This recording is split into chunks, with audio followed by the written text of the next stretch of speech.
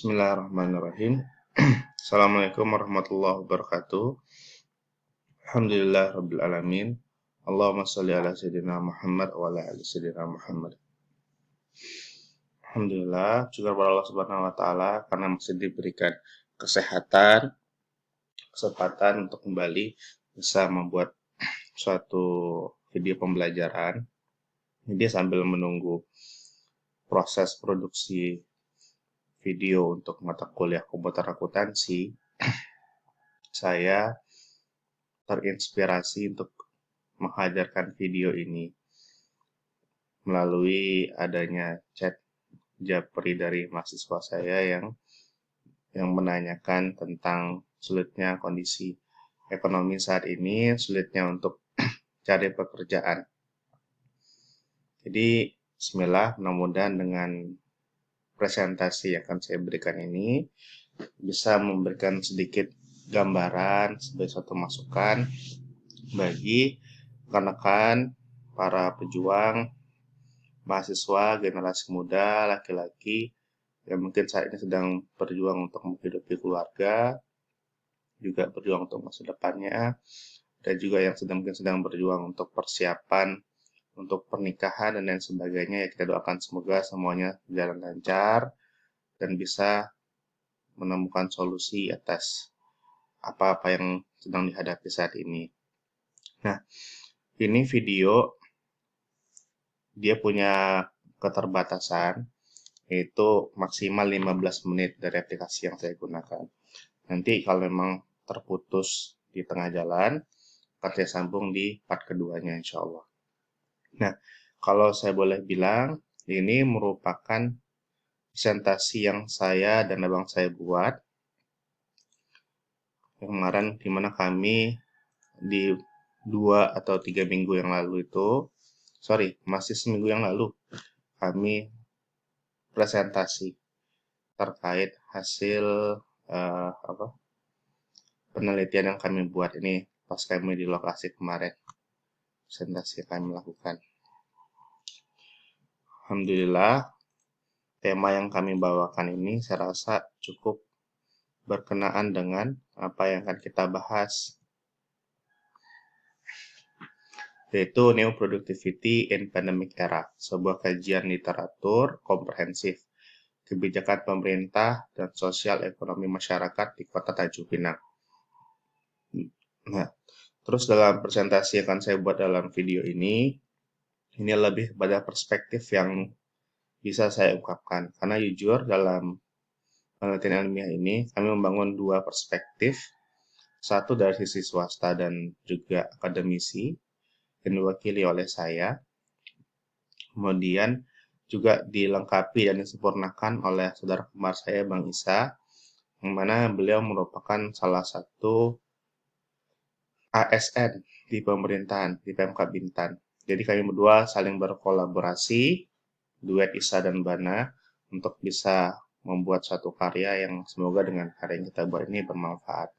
Kemudian karya ini juga sebenarnya sudah pernah kami sampaikan, sudah pernah dipresentasikan juga di tahun 2018. Kemudian di 2020 kami kembali mengikuti lomba penelitian ilmiah. Dan alhamdulillah 2018 kemarin kami masuk 10 besar. Dan sekarang alhamdulillah dengan izin Allah kami dapat juara 3. Jadi nanti mudah-mudahan dengan video ini bisa memberikan manfaat, gambaran, terutamanya bagi kita yang sedang menghadapi masalah pandemik ini, apa yang harus kita lakukan, gitu ya. Bismillah, kita mulai ya.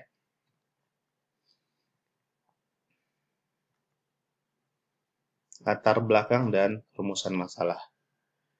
Sini ditampilkan data tentang kasus pandemik COVID-19 di Kepri, di mana jumlah kasusnya mencapai 3.362 kasus dengan rincian kasus 804 aktif yang meninggal dari positif 87 kasus dan kesembuhan sebanyak 2.471. Grafiknya terus meningkat. Dan ini kita sadari bersama, ini belum diiringi dengan jumlah tes secara massal, secara masif. Ini masih tes yang masih di tracing, ya kita masih mencari-cari membentuk klaster-klaster. Kita belum melakukan tes secara massal. Kita nggak tahu nih kalau kita lakukan tes secara massal seperti apa. Kemudian penambahan jumlah ini kan per tanggal 25 Oktober. Kalau kita lihat update terbaru lagi, jumlahnya jauh lebih banyak lagi daripada ini. Kemudian hal ini berdampak pada menurunnya sektor perekonomian Indonesia, di antaranya melambatnya pertumbuhan ekonomi, meningkatnya angka pengangguran, karena banyak yang di PHK. Ini merupakan infografis terkait dampak-dampak, salah satu dampak, atau beberapa dampak yang ditemukan karena pandemi ini terhadap sektor ekonomi. Kemudian berdampak pada kehidupan sosial masyarakat yang wajib menerapkan protokol kesehatan dalam setiap aktivitasnya, yaitu 3M, gunakan masker, cuci tangan, dan menjaga jarak. Tentu kita sebagai makhluk sosial ya mengalami dampak gitu kan. Ini salah satunya adalah penerapan protokol kesehatan, dan yaitu 3M. Kemudian saat ini kok vaksin belum ditemukan, sementara masyarakat harus tetap hidup.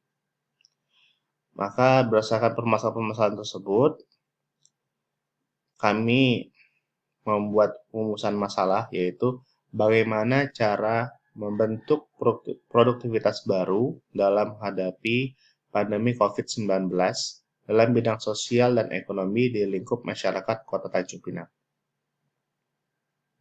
Good kan? Ini hal pertanyaan penting nih sebenarnya. Sekarang kita masuk ke tinjauan pustaka. Di tinjauan pustaka ini, setidaknya ada 3 aspek atau komponen yang kita bahas, di mana kita mengetahui tentang pentingnya COVID ini, atau COVID ini pasti berkaitan dengan bidang kesehatan. Kemudian sebagai latar belakang tadi kita akan menyinggung tentang masalah bidang sosial dan bidang ekonomi. Sekarang kita di bidang kesehatan, yaitu kita menyadari bersama bahwa COVID-19 menurut penelitian, jadi misalkan ini kan teori kan, menurut penelitian, COVID-19 merupakan keluarga dari jenis virus seperti SARS dan MERS. Kemudian virus ini pertama kali terjadi di Cina, sumber awalnya di akhir tahun 2019. Kemudian dinyatakan oleh WHO sebagai pandemi global per tanggal 11 Maret 2020. Di mana berdasarkan hal itu, maka virus ini diketahui bersama memiliki dampak yang sangat masif dan hampir di seluruh negara di dunia. Menurut data, ada sekitar 93 negara yang sudah terinfeksi dari virus corona ini. Kemudian di bidang sosial, kita melihat bahwa salah satu cara pencegahan penularan dari COVID ini, yaitu pandemi ini, yaitu dengan cara isolasi diri, karantina, PSBB, dan seterusnya. Tentu ini merupakan sesuatu hal yang bertentangan atau menjadi sesuatu yang di luar kebiasaan kita sebagai manusia, sebagai makhluk sosial, di mana kita biasa melakukan perkumpulan, kita biasa melakukan saling ketemu, silaturahim gitu kan, ngopi, pada umumnya ngopi gitu kan. Tapi dengan adanya kasus pandemik ini, wabah ini, kita dituntut untuk bisa menjaga diri, menahan diri untuk tidak terlalu sering keluar, sehingga kita bisa menunda atau mencegah penularan. Kemudian permasalahan lain yang muncul dari berbagai jurnal yang kami rangkum, yang kami baca sebagai referensinya, menyatakan bahwa salah satu dampak yang muncul dari COVID ini adalah pemutusan hubungan kerja, sehingga bisa berpotensi meningkatkan angka kemiskinan dan juga bisa meningkatkan kriminalitas dan seterusnya. Hal ini merupakan suatu permasalahan sosial di mana kita ketahui bersama ya, masyarakat kita yang pada umumnya dalam grafik itu ada kalangan atas, kalangan bawah. Kalau kalangan bawah semakin banyak, makin orang yang sudah sejahtera malah menjadi turun standar kehidupannya, itu tentu bisa menjadi suatu hal permasalahan tersendiri dalam bidang sosial. Juga dalam masalah pendidikan, misalnya kita melihat bahwa dengan model pelajaran jarak jauh, pengajaran pendidikan dan pengajaran jarak jauh seperti saat ini juga bisa berdampak pada hubungan sosial kita sebagai manusia yang bersifat komunal.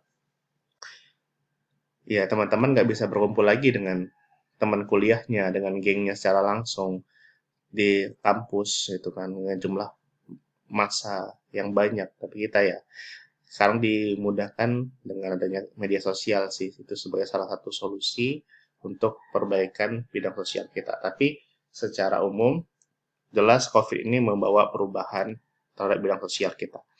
Begitu juga, atau terutama di bidang ekonomi. Bidang ekonomi ini menunjukkan penurunan yang sangat drastis, di mana kita melihat pertumbuhan ekonomi kita di Indonesia sendiri sudah minus, kemudian sudah masuk ke resesi. Kemudian kita melihat, kita sebagai warga Bintan melihat jumlah pariwisata yang sangat anjlok, kemudian pemutusan hubungan kerja, banyak perusahaan yang tutup, dan seterusnya. Ini tentu kemudian neraca perdagangan juga kita terganggu, dan begitu banyak sih masalah yang kita hadapi. Namun demikian, walaupun kita melihat permasalahan yang besar ini, yang banyak ini, namun kita sebagai manusia ya emang harus tetap hidup. Kita harus tetap berusaha, kita harus tetap berubah, kita harus tetap berkontribusi gitu kan, karena kita punya keluarga, kita punya everything lah, kita punya semua tanggung jawab kita sebagai manusia yang harus kita perhatikan, kita jaga. Oleh sebab itu, muncullah satu teori atau konsep yang kita bangun bahwa kita harus tetap produktif gitu. Jangan sampai karena permasalahan ini manusia itu menjadi makhluk yang lemah dan kalah. Kita harus semangat dan kita harus bangkit. Kita buktikan bahwa kita ini bisa gitu sebagai seorang manusia.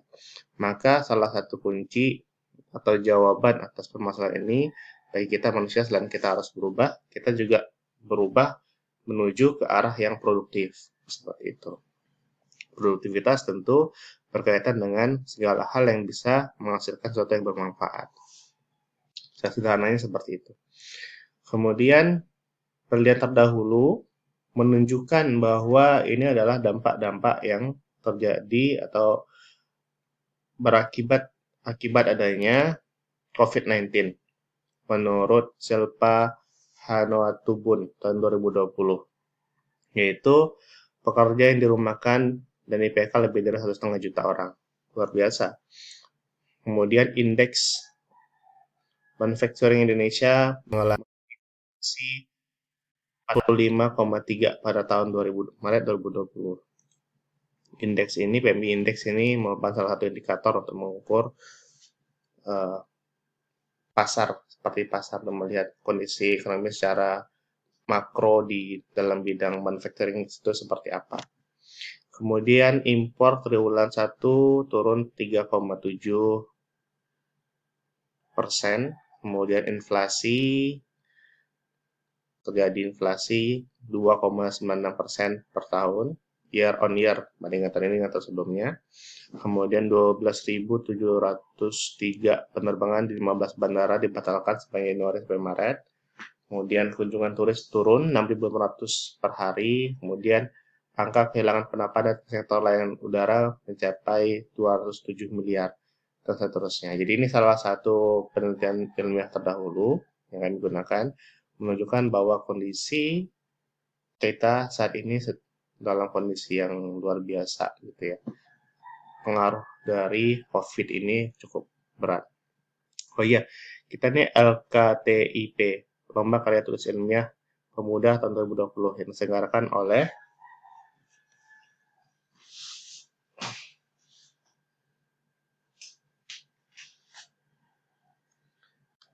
pemerintah Kota Tanjung Pinang melalui Dinas Sosialnya. Dinas Sosial, salah.